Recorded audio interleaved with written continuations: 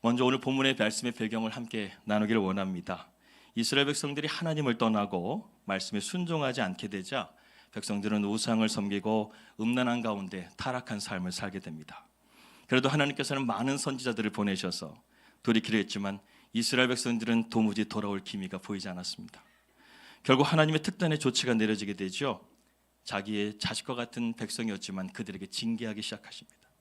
그래서 하나님은 북이스라엘을 아수르에 의해서 멸망시키시고 남유다는 BC 586년 바벨론 왕 느부갓네살에 의해서 철저하게 멸망시키십니다. 오늘이 우리나라가 주권을 되찾기 위해 3.1운동이 일어난 지 104주년이 되는 날입니다. 여러분, 우리는 역사의식을 가져야 됩니다. 역사를 통해서 반드시 우리는 배워야 합니다. 잘못된 역사는 반복돼서는 절대로 안 되겠습니다. 우리나라가 1905년에 나라가 힘이 없어서 외교 문서를 다 빼앗기게 되고 1910년에 한일합방이 되고 1913년에 일본의 조선 총독이 들어오게 됩니다. 그리고 나라를 완전하게 빼앗기게 되죠. 나라를 이룬 서름을 저는 어렸을 때부터 부모님을 통해서 많이 듣고 자랐습니다. 참 우리나라의 가슴 아픈 역사가 아닐 수가 없죠. 하버드의 유명한 역사학자 폴 케네디는 역사의 대실패라는 책에서 20세기의 찬란한 문명 가운데 가장 비극적인 역사가 바로 대한민국의 역사다, 이렇게 말하고 있습니다. 우리나라가 일제시대 독립운동을 하다가 70만 명이 죽었습니다. 그중에 기독교인들이 17만 명이 죽었습니다. 그리고 일제의 압박 가운데서 국민들이 고국을 버리고 300만 명이 하얼빈이나 구수련이나 중국으로 망명을 했죠. 그뿐입니까? 열강들에 의해서 나라를 다시금 찾기는 했지만 1950년 6월 25일 우리나라는 최대의 비극인 6.25를 맞이하게 됩니다. 이때 죽은 자가 500만 명이나 됩니다. 그래서 하버드의 역사학자 폴 케네디는 20세기의 가장 비극적인 나라가 있다면 바로 한국이라고 평가했던 것입니다. 지금도 우리는 분단된 국가로서 서로의 총을 겨누며 살아가고 있습니다. 이러한 가슴 아픈 역사를 우리는 가지고 있다는 것이죠. 이스라엘도 그러한 비극적인 역사의 슬픔을 딛고 1차 포로 귀환인 50년 만에 수르바벨과 함께 1차 포로 귀환이 이루어지게 됩니다. 그들은 부푼 꿈과 기대를 가지고 왔어요. 하나님은 이제 새로운 역사를 시작하실 거야. 이제 금방 우리는 나라를 회복하게 될 거야. 돌아오자마자 그들은 제일 먼저 성전을 건축하려고 합니다. 그런데 그것이 뜻대로 되지가 않았어요. 성전 재건 공사를 시작한 지 2년 만에 사마리아인들을 위시한 방해꾼들이 그 공사를 중단시켜버립니다. 그때 이스라엘 백성들은 또 한 번 좌절을 맛보게 되죠. 그들 가운데 우리는 안 되구나, 마음도 몸도 무너져 내리는 그러한 경험을 겪게 됩니다.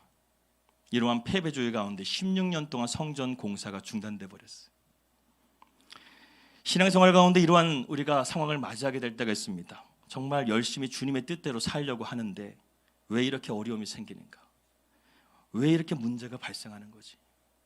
참 설명하기 힘든 문제입니다. 저희들도 뉴질랜드에 대한 부름을 받고 이 3개월 만에 모든 것을 정리하고 뉴질랜드로 떠나게 됐어요. 정말 모든 것을 포기하고 내려놓고 갔기 때문에 나름대로 기대와 소망이 부풀었습니다. 가면 하나님께서 바로 역사해 주실 거예요. 믿음 의심치 않았습니다. 그런데 그것이 아니었어요. 언제나 그렇듯 하나님은 종으로 쓰시기 위해 광야의 시간을 허락하십니다.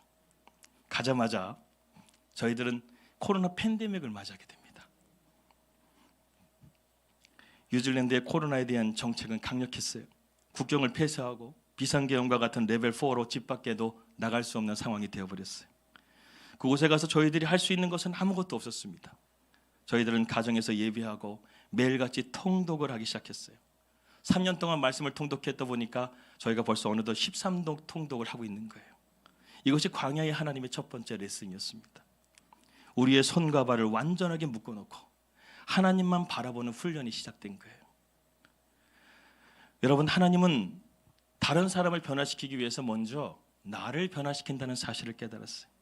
로마서 12장 2절 말씀 보니까 너희는 이 세대를 본받지 말고 오직 마음을 새롭게 함으로 변화를 받아 하나님의 선하시고 기뻐하시고 온전하신 뜻이 무엇인지를 분별하도록 하라. 먼저 내가 변해야 된다는 사실을 이 말씀을 통해서 깨닫게 해주셨습니다. 사실 여러분, 뉴질랜드라는 나라는 여러분들 관광 갔다 오신 분들도 계시겠지만 참 살기 좋은 나라처럼 보이지만 영적인 현실은 그렇지가 못합니다. 저도 처음에는 멋진 자연환경 때문에 매료되어서 모든 것이 다 좋을 줄 알았어요. 사람들도 너무나 친절합니다. 하지만 나중에 알았습니다. 무조건 나이스한 것이 다 좋은 것이 아니라는 것을 깨달았어요. 저는 뉴질랜드에서 한 목사님의 통곡을 들었습니다. 그 목사님은 뉴질랜드에서 10년 넘게 사역하신 목사님이었는데 그분의 목사님의 말씀이 이런 거예요. 뉴질랜드는 한때 국민의 80%가 기독교인이었다고 합니다. 그뿐 아니라 1980년대 뉴질랜드는 세계 선교 2위까지 했던 나라였다는 거예요. 지금은 한국이 선교 2위잖아요. 근데 뉴질랜드가 1980년대에 세계 선교 2위였다는 것이죠. 뉴질랜드는 인구가 500만 명밖에 안 됩니다. 그런데 세계 선교 미국 다음으로 2위했다는 것은 무슨 말입니까? 뉴질랜드 교회가 엄청 뜨거웠다는 거예요. 요즘에는 거의 없어졌지만 과거에 우리가 이 집회를 하게 되면 목사님이 하나님을 위해서 헌신할 사람 손들라고 한다면 수많은 청년들이 손을 들고 선교지로 목회자의 길을 걸어갔는데 요즘은 아마 그런 아이들이 손드는 아이들이 드물 겁니다.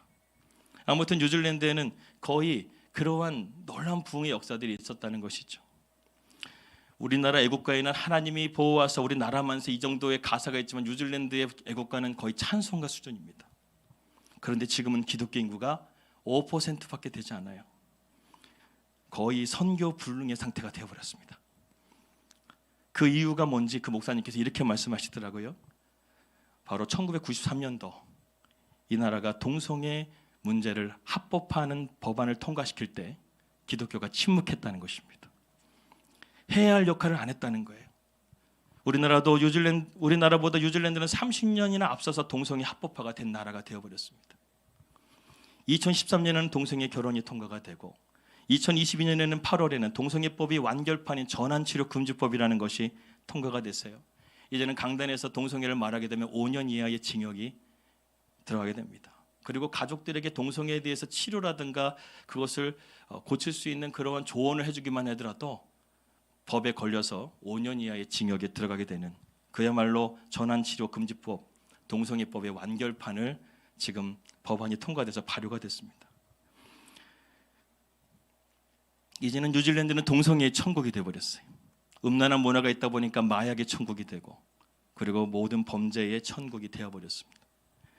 그때 80%나 되는 기독교인들이 이러한 법을 막았다고 한다면 오늘날의 뉴질랜드는 이렇게 되지 않았을 거예요.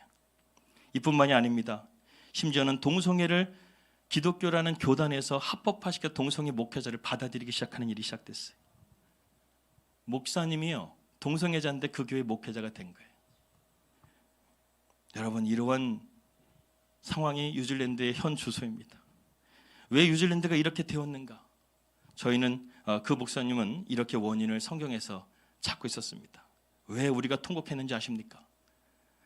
뉴질랜드가 하나님의 거룩함을 잃어버렸기 때문에 그렇습니다. 우리가 성경을 조금만 읽게 되면 한 가지 사실을 알 수 있습니다. 그것은 바로 하나님은 거룩하신 하나님이라는 거예요. 이사야 6장 말씀 보게 되면 하나님의 존존 앞에서 천사들이 이렇게 고백합니다. 거룩하다 거룩하다 만군의 여호와 그의 영광이 온 땅에 충만하도다. 계시록을 보더라도 네 생물의 24장로들과 수많은 천군 천사들과 구원받은 백성들이 하나님의 거룩함을 찬양합니다. 여호수아와 이스라엘 백성들은 가나안 땅을 들어가려고 했었을 때 그들 앞에 요단강이 있었어요. 그들은 430년 동안 벽돌을 만들었습니다. 40년 동안 광야 생활을 했어요. 이 요단강을 건널 수 있는 능력이 없었어요. 수용을 하는 사람도 없었습니다. 그들에게 이 강을 넘을 수 없는 벽이었습니다. 그런데 하나님의 방법이 무엇이었습니까?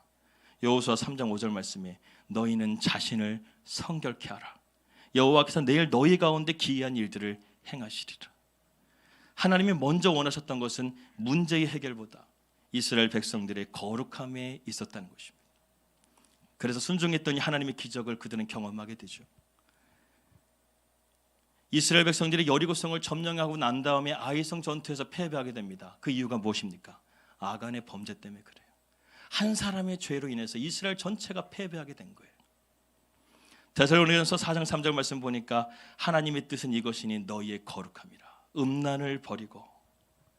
그렇습니다. 우리가 하나님 앞에 거룩해져야 될 줄 믿습니다. 그 거룩함을 잃어버리게 되면 우리는 영적인 힘을 잃어버리고 결국에는 멸망할 수밖에 없다는 것입니다. 동성애가 합법화된 것 때문에 뉴질랜드는 그 귀한 하나님의 영광과 성령의 불이 소멸돼 버렸어요. 교회가 점점 사라져가고 있습니다. 지나가다 보면 빈 교회들이 너무나 많은 거예요. 목회자들은 삶은 그야말로 비참합니다. 일을 해야 먹고 살 수가 있는 거예요. 어떤 목사님은 쓰리자까지 해가면서 겨우겨우 교회를 유지해가고 있어요. 또한 교회의 잡음이 끊일 날이 없습니다. 뉴질랜드에는 총 15,000명의 이민자들이 살고 있는데 교회가 170교회, 150교회에서 160교회인 거예요. 매일 교회마다 분쟁과 분열이 끊일 날이 없는 거예요. 그래서 저희가 뉴질랜드에 왔었을 때 광양침례교회 목사님께서 저희들에게 한 처음 말이 박 목사님 왜 왔습니까? 그러는 거예요. 이 불모지에 왜 왔냐고요. 목사님이 보기에도 저희가 이곳에 온 것이 안쓰러웠던 것 같습니다. 목회가 안 되는 나라, 부흥이 안 되는 나라, 죄의 법이 장악해버린 나라, 이런 나라에 목회하는 목회자님들의 상태는 어떻습니까? 번아웃돼 있어요. 너무 지쳐 있어요. 주님의 뜻이 아니면 정말 돌아가고 싶고 목사 때려치고 싶다는 분들이 얼마나 많은지 모릅니다. 이런 곳에 하나님이 저희들을 보내신 거예요. 저희들은 그곳에 도착해서 뉴질랜드의 현 주소를 알게 됐습니다.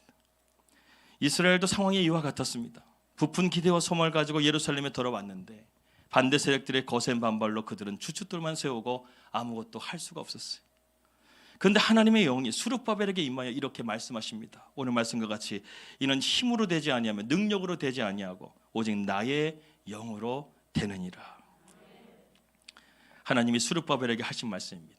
여기서 힘이라는 히브리어 단어 카일은 직역하면 군사력을 의미합니다. 그리고 능력이라는 단어 코어라는 단어는 인간의 노력, 인간의 의지, 인간의 열심 이런 뜻을 가지고 있습니다. 그렇다면 이는 힘으로도 능력으로 안 된다는 것은 무슨 말입니까? 어떠한 노력으로도 불가능하다는 거예요. 성전 재건이 중단된 지 16년이나 되었습니다. 이제 백성들은 안 된다는 패배주의에 사로잡혀 있어요. 그런데 하나님이 스룹바벨에게 말씀하신 것입니다. 안 된다는 것이 아니라 할 수 있다고 말씀하시는 거예요.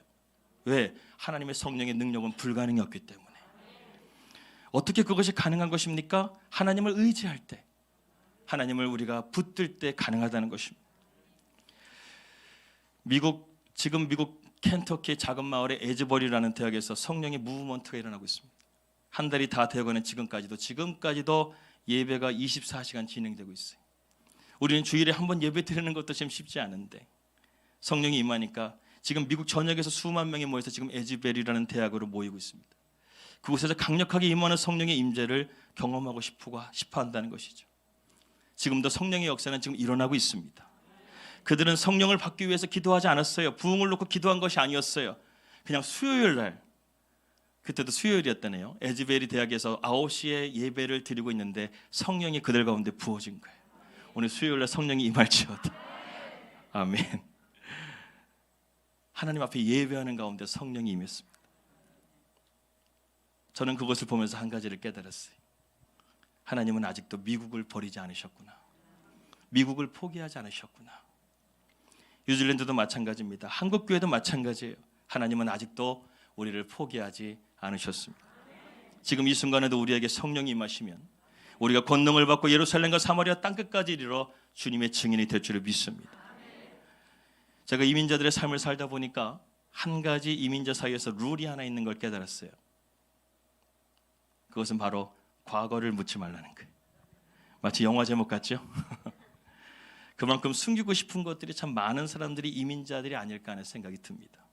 아무튼 자세한 얘기는 제가 다 드리지 못하지만 뉴질랜드 현지 이민교회는 영적으로 침체 가운데 있어요. 그것을 놓고 기도하고 있었습니다. 2021년 12월 마지막 주에 하나님께서 어느 날 저에게 한 가지 미션을 주셨어요. 그것은 바로 매일 예배하라는 것입니다. 사실 뉴질랜드 이민교회는 대부분 렌탈교회이기 때문에 마음껏 예배할 수가 없어요. 제가 섬기는 광양교회는 주일에 딱 3시간 예배 시간 빌려가지고 예배를 드리고 한 주간 동안 수요 예배, 새벽 예배, 금요 철야 예배 아무 예배가 없어요. 너무 갈급했습니다. 그랬더니 하나님께서 저희들 보러 예배하라고 하시는 거예요. 사실 뉴질랜드 이민교회는 그러한 예배의 부재로 인해서 상당히 영적으로 침체되어 있다는 사실을 저는 나중에서야 알았습니다. 그런데 하나님이 예배를 드리라고 말씀하시자 저희들은 너무나 기뻤지만 그 예배를 드리기 위해서는 저희들의 삶의 모든 것들을 하나하나씩 내려놓아야 되는 거예요. 더군다나 하나님은 저희들에게 하루에 오전과 저녁에 2번의 예배를 하기를 원하셨습니다.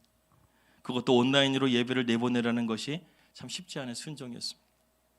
그때부터 우리의 생활 패턴을 예배로 맞춰가기 시작하는 거예요. 우여곡절 그때 순종하면서 1월 1일부터 하루에 2번 예배가 시작됩니다. 말이 그렇지 하루에 2번 예배를 준비하는 것이 쉬운 일이 아니었어요. 하지만 나중에 알았습니다. 하나님이 일하시고 시작하심을 우리는 이제 시작되었구나. 하나님의 타임테이블 위해서 이제 우리가 연단받고 훈련받는 시간이 드디어 시작되었구나. 그것을 깨닫게 되었습니다. 하지만 정말 죽을 것 같았습니다. 때로는 하나님께 투정도 부렸어요. 하나님, 도대체 하루에 2번 예배가 말이 됩니까? 설교를 2번 준비해야 되는데, 그것도 온라인으로 예배를 나가야 되는데, 하나님, 제가 그러한 능력이 안 돼요. 깜냥이 안 됩니다. 하나님 앞에 이렇게 계속해서 매달리고 기도하는데 하나님은 요지부동이에요. 계속 고하라는 것입니다. 그래서 저희는 계속해서 예배할 수밖에 없었어요. 금요 철야만 되면 저는 하나님과 씨름합니다. 치열하게 몸부림치면서 그렇게 하루하루 예배의 날수를 채워가야 했습니다. 배달장막 오전 예배, 오후 예배, 이것이 저희 예배 사역의 시작이었어요. 어느 날 갑자기 이런 생각이 들었습니다. 최병대 목사님께서 월드비전의 그 W가 워십이잖아요. 그래서 하나님께서 저희들에게 드디어 예배를 시작하게 하시는구나. 그러면 내년에는 오이코스구나. 공동체를 주시겠구나. 막 이런 생각하면서 막 부푼 꿈을 가지고 더 열심히 막 기도하는데 때로는 또 지치고 힘들고 그런 생각이 들었습니다. 예배를 2번 드리다 보니까 또 삶의 직접적인 문제들이 부딪히기 시작했어요. 재정적인 부분이 문제가 생기기 시작했습니다.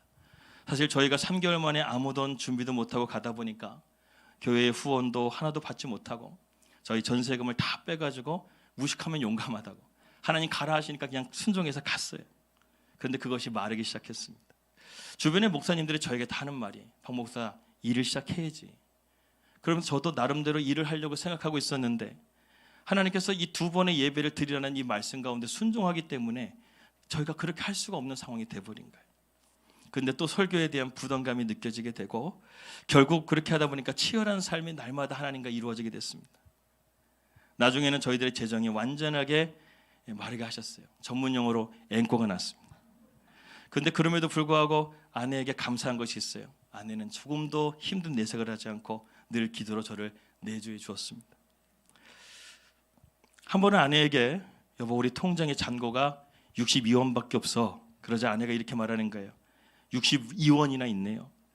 그래도 하나님은 마이너스는 안 만들어 주셔서 감사하네요.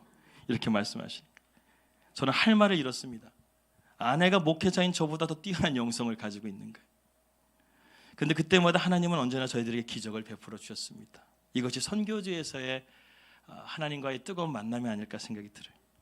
한국에서 또 온라인 예배를 보시는 많은 분들께서 도움도 주시고 마치 엘리야의 까마귀처럼 광야의 만나처럼 하나님 우리에게 매일 일용한 양식을 주셨습니다. 그 증거가 저예요. 살이 하나도 안 빠졌습니다. 그렇게 예배는 멈추지 않고 365일 진행됐습니다. 하루에 2번 쉬지 않고 작년 12월 31일까지 예배 드리니까 총 730회 예배를 드렸어요. 돌이켜보면 우리 힘으로 한 것이 아니었어요. 하나님이 하신 거였어요. 이렇게 한참 예배를 치열하게 드리고 있는데 궁금했습니다. 왜 이렇게 예배를 하라고 하시는지. 그래서 하나님께 묻는 기도를 드렸는데 어느 날 하나님이 대답을 해 주셨습니다. 뉴질랜드의 거룩함을 위해서 예배하라는 거예요. 하나님은 정확하게 뉴질랜드 땅의 문제를 바라보고 있었습니다.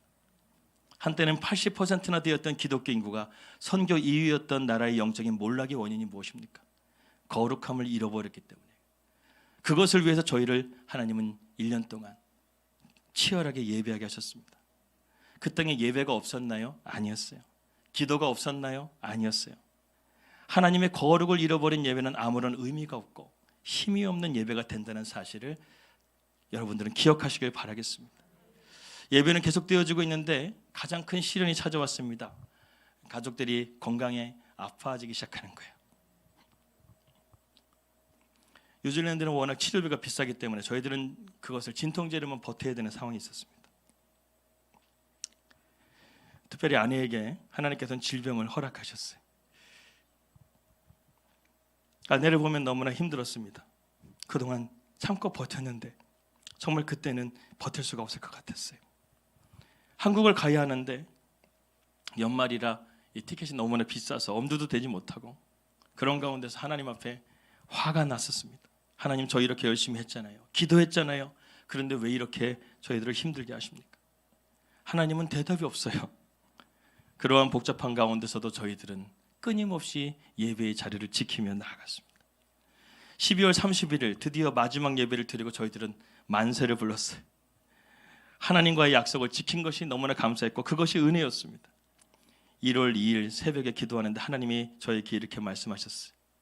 하나님, 저희들을 왜 이렇게 예배하게 하신 거예요? 그러니까 하나님께 가만히 생각해 보는데 갑자기 이런 생각이 들었습니다. 하나님이 저를 쓰시기가 그렇게 힘드셨던 건가요? 저는 목사로서 나름 믿음이 있다고 생각을 했었습니다. 그런데 그게 아니었던 거예요.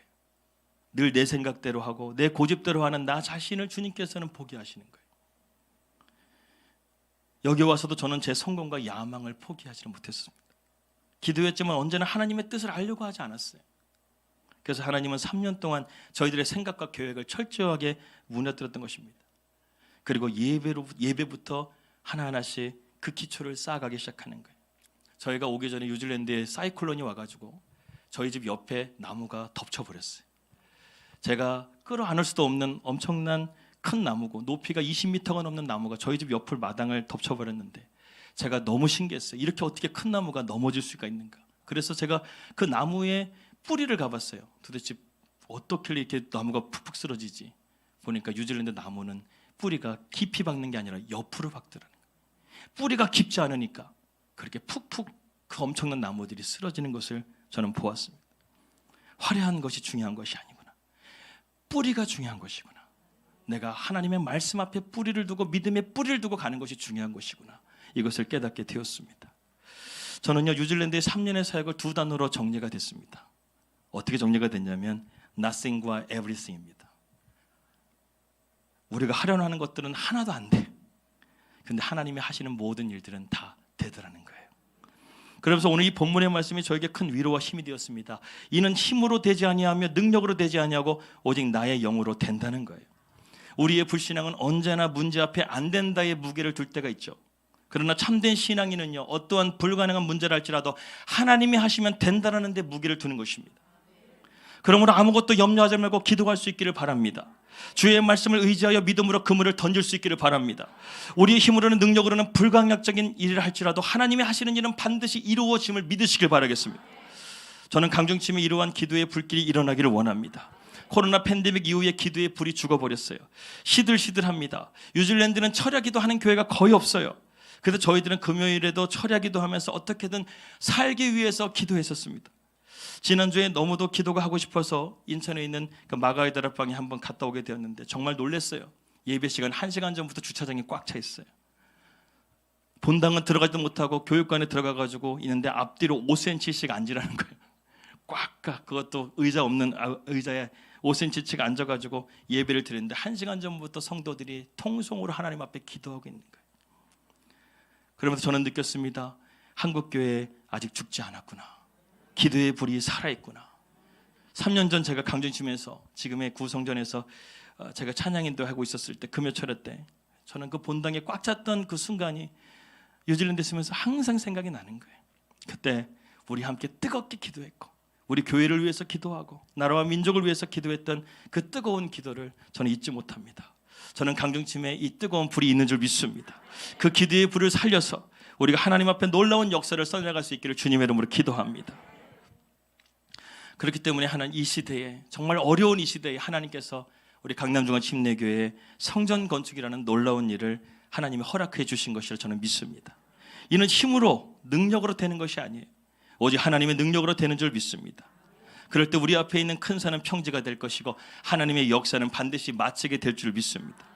여러분, 오늘 본문 말씀 우리가 다 띄우진 않았지만 오늘 마지막 말씀을 보게 되면 성전 건축이 완성될 것이다. 내가 그 일을 보리라 이렇게 스가랴 선지자는 말씀하고 있습니다. 느헤미야 3차 포로 기한 이후에 느헤미야를 통해서 50일 만에 성전 건축이 완공되어지는데 그때가 언제인지 아십니까? 주전 516년이에요. BC 586년에 예루살렘이 멸망해요. 그리고 주전 516년에 예루살렘 성전이 재건돼요. 예레미야 선지자의 70년이라는 그 숫자가 정확하게 맞았어요. 이것이 하나님의 한치의 오차도 없는 역사심이라고 저는 믿습니다. 하나님의 말씀은 하나도 변함이 없는 거예요. 우리 강남중앙 침례교회도 하나님의 때에 반드시 그 역사를 이루게 될 줄을 믿습니다. 그러므로 문제보다 중요한 것이 바로 하나님을 바라보는 거예요. 우리는 하나님을 붙들어야 됩니다. 하나님의 말씀을 붙들어야 믿음으로 선포할 수 있는 것입니다. 7절 말씀에 큰 산아 내가 어디 있느냐, 이렇게 오늘 본문은 말씀하고 있습니다. 제가 읽겠습니다. 큰 산아 내가 무엇이냐, 내가 수룹바벨 앞에서 평지가 되리라. 그가 머릿돌을 내어놓을 때에 무리가 외치기를 은총 은총이 그에게 있을지어다. 여러분, 어떤 장애물이 있다 할지라도, 가정에 큰 산이 있다 할지라도, 부부관계에 큰 산이 있다 할지라도, 우리의 삶 가운데 어떤 큰 산이 있다 할지라도 우리는 이렇게 선포하길 바랍니다. 큰 산아 내가 어디 있느냐, 가정의 큰 산아 내가 어디 있느냐, 부부관계의 큰 산아 내가 어디 있느냐, 네까지 게 무엇이냐, 너는 내 앞에 평지가 될 것이다. 이렇게 선포할 수 있기를 주님의 이름으로 축원합니다. 이제 말씀을 마무리해야 될 것 같습니다.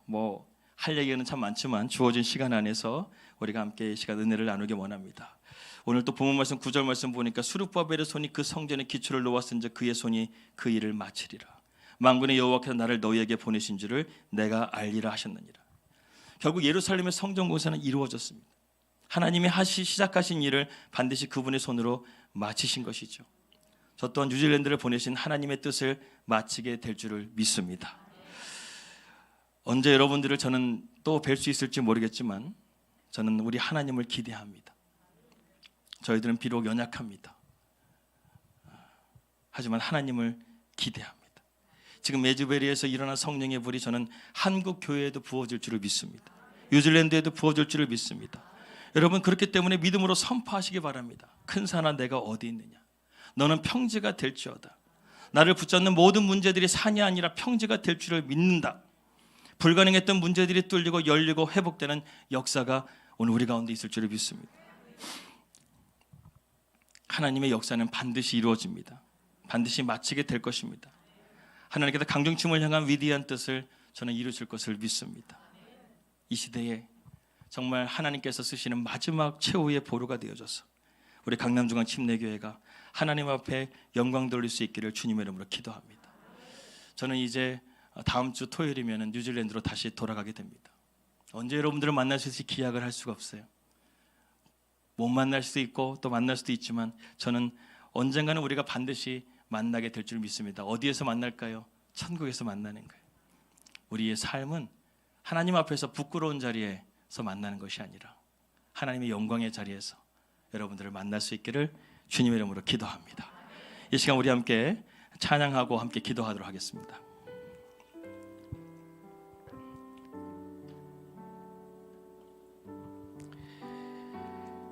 우리는 힘으로 안 되는 것을 경험할 때가 있습니다. 능력으로 안 되는 것을 경험할 때가 있습니다. 하지만 이제부터는 우리의 힘과 능력이 아니라 오직 성령의 능력으로 산지가 평지가 되는 역사를 경험할 수 있기를 소망합니다. 우리 함께 이 시간 찬양하고 기도하겠습니다.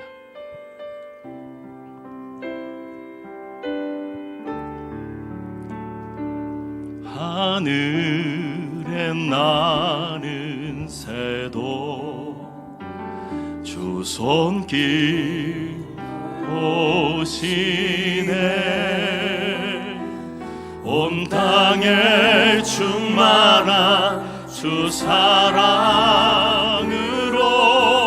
내 마음을 덮으소서.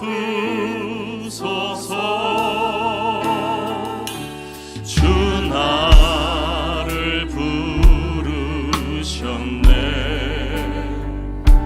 주의 영광 위에 모든 사랑 이끄소서. 주의 영광을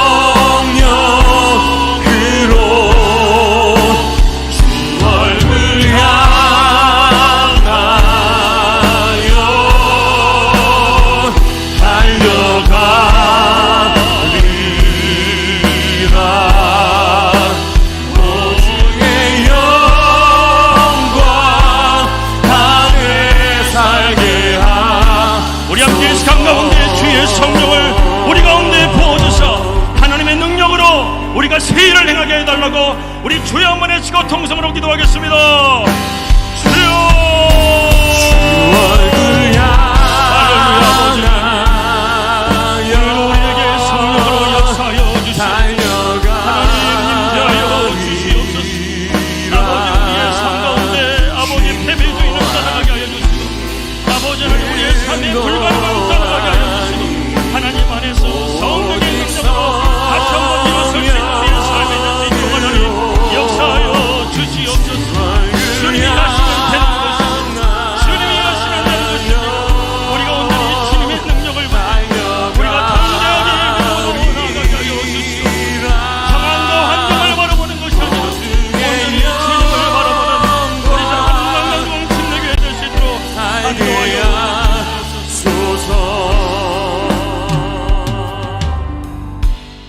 자비로우신 하나님, 오늘 우리에게 주신 말씀을 깨닫는 은혜를 주시옵소서. 우리는 그동안 마귀에게 속았습니다. 부정적인 생각에, 패배주의적인 생각에 속았습니다. 이제는 그러한 것에 우리의 생각에 무게를 두지 말고 믿음의 무게를 두게 하여 주시옵소서. 우리는 힘으로 안 되는 것을 경험했습니다. 능력으로 안 되는 것을 경험했습니다. 하지만 이제부터는 우리의 힘과 능력이 아니라 오직 성령의 능력으로 산지가 평지가 되는 역사를 경험하게 하여 주시옵소서. 무엇보다 오늘 말씀처럼 성전 건축이라는 큰 역사를 우리 강남중앙 침례교회에 진행하고 있사오니 성령으로 역사하여 주시옵소서. 반드시 이루어 주시고 이 시대를 깨우고 하나님의 위대한 사명을 세상 끝까지 증거하는 강남중앙 침례교회가 되게 하여 주시옵소서. 주께서 세우신 최병렬 담임 목사님을 붙들어 주시고 영육의 강건함을 주옵시고 모든 성도가 하나 되어 하나님의 놀라운 역사를 성령 행전으로 이끌어갈 수 있도록 인도하여 주시옵소서. 우리가 언젠가 주님 앞에 서게 되는 날, 주님, 우리는 부끄러운 자리에서 만나지 말게 하여 주시옵소서. 은혜와 영광의 자리에서, 주님 앞에 칭찬받는 자리에서 다시금 만날 그날을 기약합니다. 하나님 지켜주시고 우리의 삶에 언제나 동행하여 주시옵소서. 이 모든 말씀 예수님의 이름으로 기도하였습니다. 이 시간 우리 주여 한번 외치고 통성으로 기도한 다음에 자유롭게 돌아가도록 하겠습니다. 주여!